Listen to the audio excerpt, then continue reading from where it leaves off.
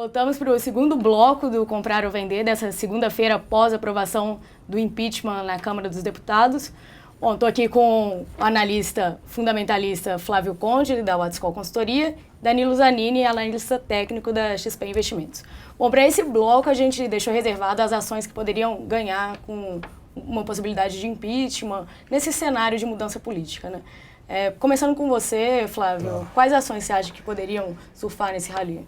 Então, já está tendo a surfada, o rally já começou naquele dia que o João Santana foi preso, que eu estava aqui com você naquela segunda-feira, 22 de fevereiro, exato, se não me engano.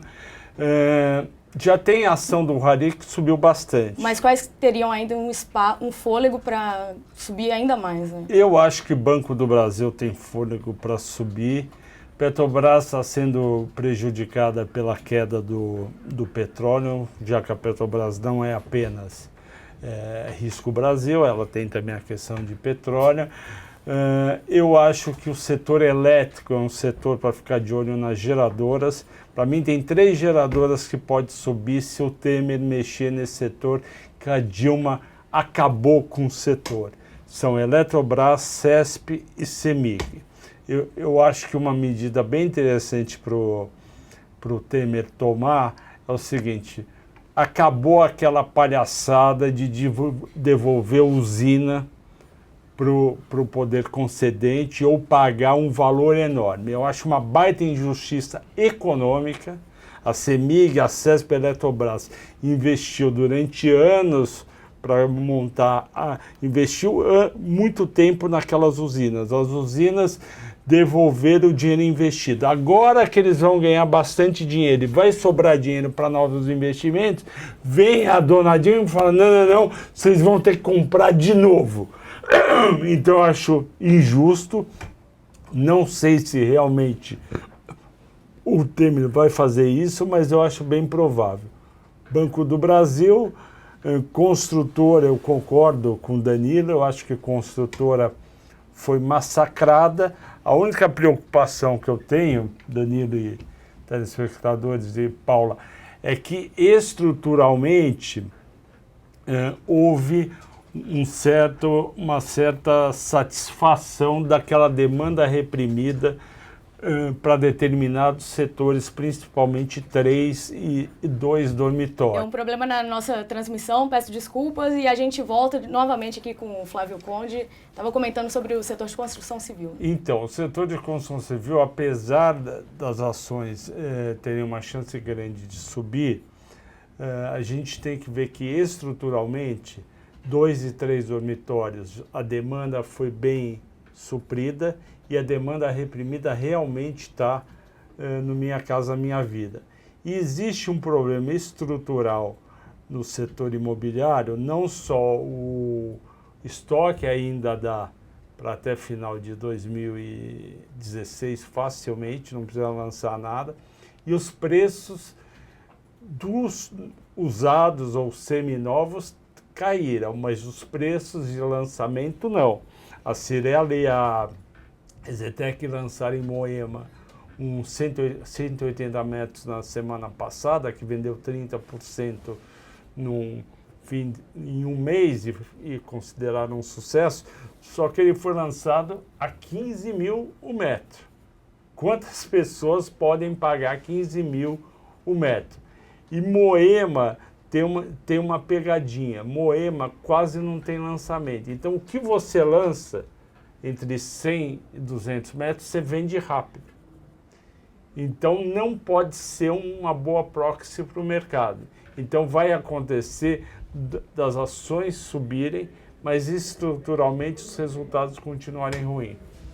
Bom, Danilo, passando agora a bola para você, eu queria saber, olhando graficamente, as ações que estariam dando um ponto de entrada para o investidor que não está posicionado, né?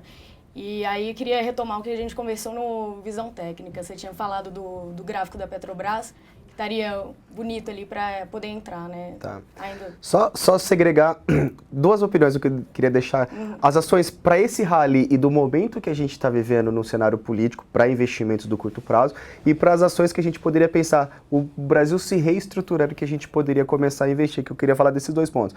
Eu acho que para quem está observando Bolsa, eu acho que mais nada a gente tem que ter flexibilidade com as informações que vêm ao mercado, porque assim, a gente teve a aprovação na Câmara dos Deputados, se eventualmente, vamos pensar assim, um dos melhores do mundo, Dilma cai, Temer assume, país volta, acabou todo aquele oba-oba do PT e agora? O Brasil melhorou? Não. Ainda não. Temos que discutir vários outros pontos, como a agenda econômica, o que vai voltar para o país poder crescer, que isso pode gerar um certo nível de estresse para o investidor e fazer com que a bolsa recue para depois voltar a subir.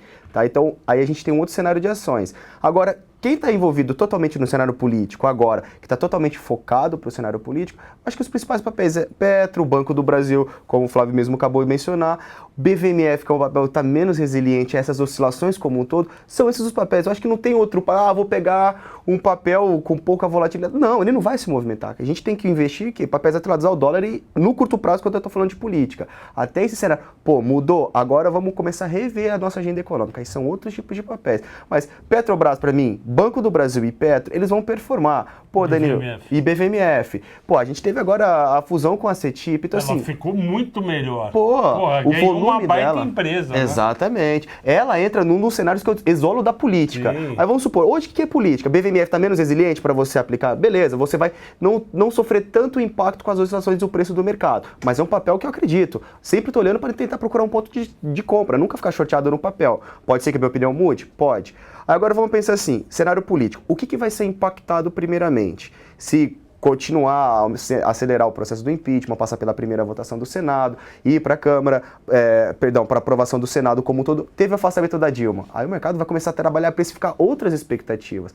Mas hoje que a gente tem que olhar? Banco do Brasil, Petrobras, setor do papel e celulose, setor atrelados ao dólar, que é o que vai dar movimento. Você pega setor de siderurgia, que o mercado bateu muito ao longo do ano passado, no início desse ano, se você pega uma CSN da vida, uma Gerdau seu de 3, foi para 13, em pouco tempo todo mundo fala assim, tá caro? Não é tá caro. É que o ativo se desvalorizou muito em pouco tempo. Então, qualquer oscilação de preço que tem ali, pode ter um boom danado. No caso de papel celulose, seria para venda. Papel celulose, BP. Aí que é o que eu falo que as pessoas têm que ter uma flexibilidade. Vamos pensar no cenário seguinte. O Temer assumiu, aí agora vão começar a colocar um cenário de impeachment pro Cunha, agora vamos entrar em cima do Temer novamente, descobre que surgem novas operações que estavam envolvidas do Lava Jato, que era o PT, não, agora ramifica, tira o PT de foco, já caiu o PT, agora vamos pegar em cima do PMDB e começa a cavar ali de novo, encontra mais alguma sujeira, ou muda todo o cenário político. Então assim, quando eu falo para esses papéis, é tanto para ficar long como short. Então assim, o mercado deu a possibilidade, vamos comprar. Opa, agora vai atrasar um pouco mais, a gente não consegue mais o Sérgio Moro prosseguir nas investigações do Lava Jato. O que vai acontecer? Vão desovar a Petro. O que eu vou procurar Petro? Para tentar vender. Então, assim, o que a gente tem que ter em mente e levar muito em consideração é que o cenário político é o principal driver hoje em dia. Então, igual, a gente tem o pronunciamento da Dilma hoje. Se ela falar alguma coisa a mais que dê para entender, a Dilma de uma certa maneira está se esquivando, um exemplo, não sei o que ela vai falar, mas deixa no ar que ela pode pedir uma renúncia. E vai ser bem após o fechamento do mercado. Exato. Então, assim, o mercado... Vai ser às 5 para não ter panelaço, né? Porque se fosse às 8... aí a gente olha o mercado americano, quando vai estar o after das ações lá. Mas é isso que eu tenho que tomar muito cuidado. É uma das coisas que eu estou tomando muito cuidado quando eu falo com o pessoal na internet. Porque, assim, hoje nós, na nossa posição, tanto analista fundamentalista como técnico... Mas você é um técnico que sabe pacas de fundamentos. Eu conheço, um pouquinho, ainda não. Meu próximo passo é tirar o fundamento também.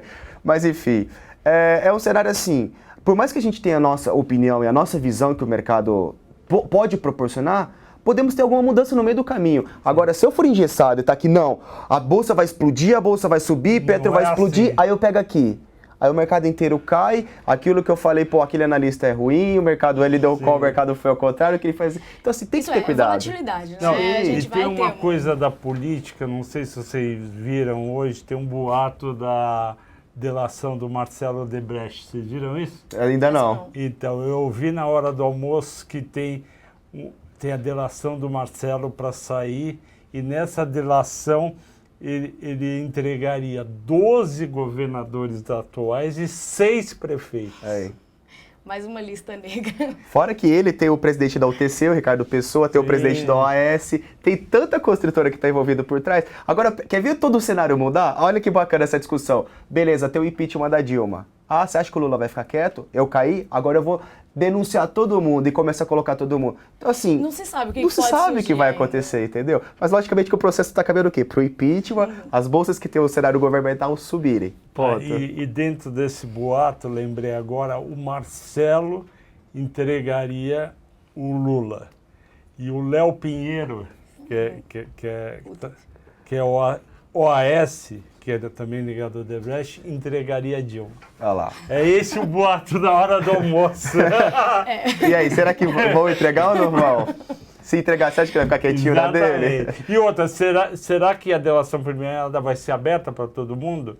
Porque, como tem político, pode ir para o STF e o juiz falar sigilo. E a gente não vai saber de nada. E depois do tumulto que deu com as últimas delações, não pode ser que eles realmente mantenham fechado. Mas e só para completar aquilo, para finalizar, para não estender muito, o que eu olho hoje? Papéis totalmente relacionados à política e dólar. Pode ser para cima ou pode ser para baixo, de acordo com o que tivermos de informação no Congresso. Então, ponto. O que acontecer lá vai impactar diretamente esses papéis, tanto para cima quanto para baixo. Agora, começando a pensar, pô, a Bolsa se desvalorizou bastante, ainda tem algumas empresas que tem um valuation, cara, que não compensa entrar, mas tem algumas que estão interessantes, que na minha ótica, olhando como análise da XP como todo, que a gente está de olho.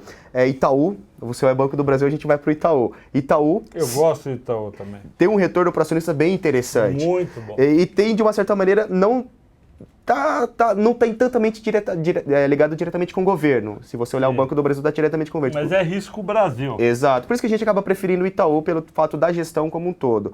Mas o que a gente olha por um prazo começar a performar? Itaú, Cielo, Lojas Americanas e BVMF. Cielo, então são os 4 papéis bastante que a gente acompanha. Também, BVMF. Papéis para o longo prazo. Exato. Para começar assim, eu quero entrar em bolsa, quero começar a diversificar, esses 4 papéis. Mas não estou falando que é da agora para a semana que vem. Aí eu vou pro gráfico e, aí eu vou olhar intraday, para mim notícia não vai fazer tanta diferença. Compra um e vende a 2 pontos.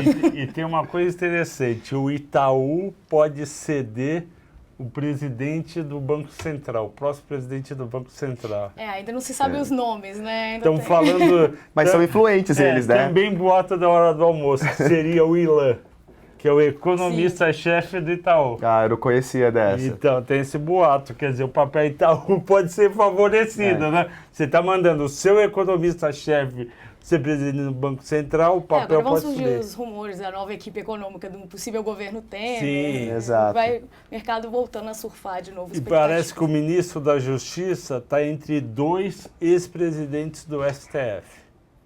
E isso é importante num governo Temer, e estão falando do governo do Temer no primeiro mês anunciar redução de 39 ministérios para 20.